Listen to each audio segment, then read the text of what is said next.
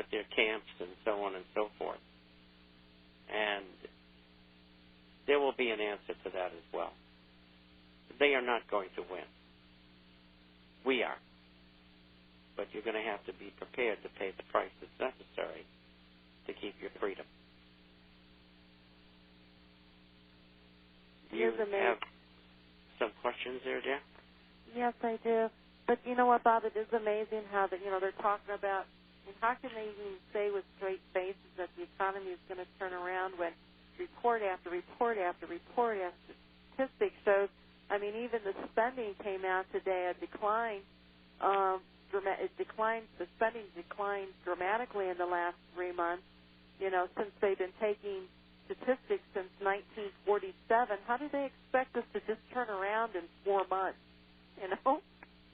I mean, the unemployment. How do they expect to turn that unemployment around in just a matter of 6 months? Well,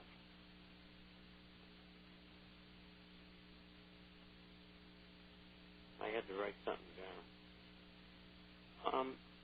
Another thing which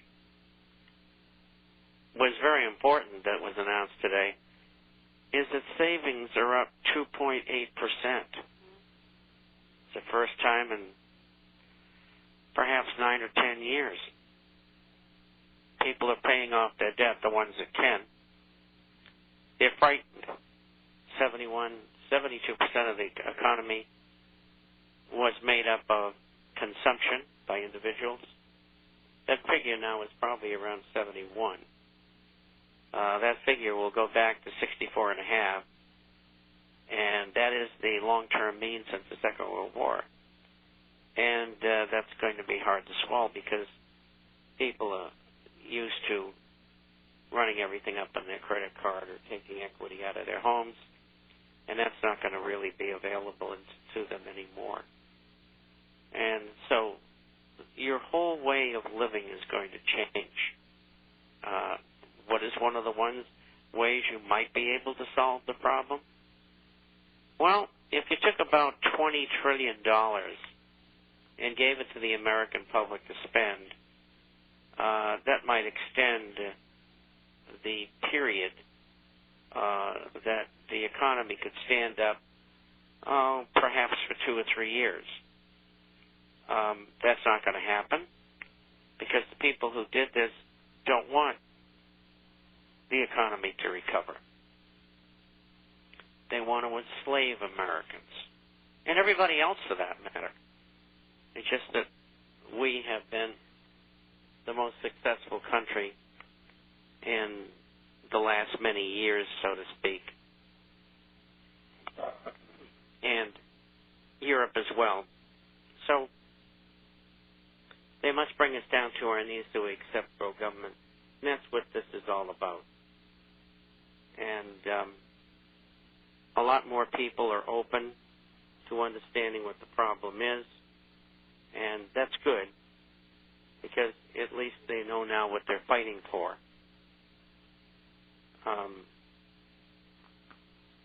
I see areas in the U.S. where prices on homes have come down about 30%, and then all of a sudden, in an area where there's $250,000 homes now, that a bank will get a repo foreclosure and sell the house for $70,000 or $75,000, taking the whole area down. And it's going to continue. I mean, we've got 4 more years of this until we hit bottom. And then after that, I don't know how long it's going to bump along the bottom. I don't know what's going to happen. I expect war. That's what Israel's doing. And the United States and Israel are being used as the front people for the next great war. And if people go on killing each other, they don't worry about the economy at home. And so that's where this is all headed. I think we can get in a quick question right here, Bob. Well, we got 1 minute. What happens to the value of exchange-traded gold and silver shares if the U.S. dollar index goes to, say, 45? Well, I would think they've got about 800 tons of gold in round figures. I would think it'd probably go to 2,500 tons. And so there would be big investors there, which means the price of gold would probably go to $2,500, $3,000 an ounce. So that's what's going to happen. We're going to break. We're heading to break. Stay tuned. Thank you for joining us. They're way over $99 at this point, and we are back. And thank you for joining us. You're listening to Financial Survival, sponsored by Discount Gold and Silver Trading. I'm Melody Peterstrom.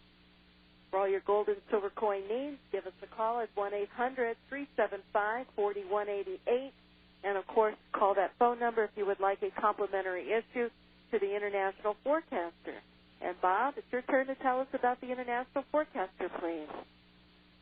Well, the forecast is about business, finance, economics, social, political issues all over the world. We publish on Wednesdays and Saturdays via email. Usually runs around 35 pages each time. And we have a hard copy that goes out to those who are not on the Internet twice a month. If you'd like to go look at our site, that address is theinternationalforecaster.com. Theinternational, FORECASTER.com. If you'd like to send us a note, then you can email us at international_forecaster at yahoo.com. International_forecaster at yahoo.com. 800-375-4188 for your complimentary issue to the International Forecaster. And, of course, you can earn a free subscription by purchasing $20 gold pieces here at Discount Gold and Silver, so give us a call. We've got some great prices. They are beginning to move. I mean, 62, I did the comparison on Friday. Coin prices in the past couple of months are up 38%, 36%, 37% for the 63 Liberty, 36% for the 62 St. Gaudens, 38% for the Mint State 64 St. Gaudens. And in the same time frame, gold bullion coins are only up 18%. So certainly a great performance on the $20 gold pieces. So give us a call at 1-800-375-4188. That's 1-800-375-4188. Phone call today. Mercury dimes for, it worked out to like $22 an ounce. If you purchase the Mercury dimes, folks, you don't have to pay $22 for your silver buying Mercury dimes. You can pay $15 per ounce for your Mercury dimes. So, how much would that be for one dime? $22 an ounce. It would have been almost $1.60. Mm-hmm. You're looking at almost $16,000 for a bag. So that's, if you bought a bag of them, you're looking at $6,000 over what you could purchase just a bag of 90% dimes, in which you'll get mercuries in there anyway. So you don't need to pay the excess premiums in order to get some good quality 90% dime, quarters, and 50-cent pieces. Same way with the walking liberties. You don't have to pay the excess premiums just so you get quote-unquote walking liberties. That excess premiums is just paying somebody to sit down and count them out. There is no excess premium for those coins. You find them in the regular bags of the 90% silver. So 90% silver is a great buy. It's still slightly limited, but you can still find it in small quantities. And so you don't have to pay the excess premiums. Give us a call. Do you know what happened? We talk about this a lot. Do you know what happened in the German markets during the time of hyperinflation, or other examples of markets where the currency experiences hyperinflation?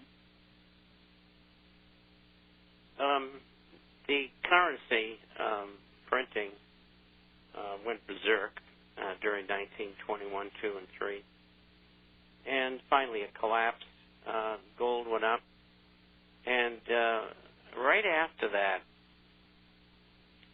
from 25 to 1931, people flocked into Germany from nearby European countries with hard currencies that didn't have that problem and weren't as yet beset by depression, which didn't come for them for several years later. And they bought a lot of real estate. In fact, some cities, 98% of the real estate was owned by foreigners. And that was one of the platforms that the National Socialist Party ran upon. That was known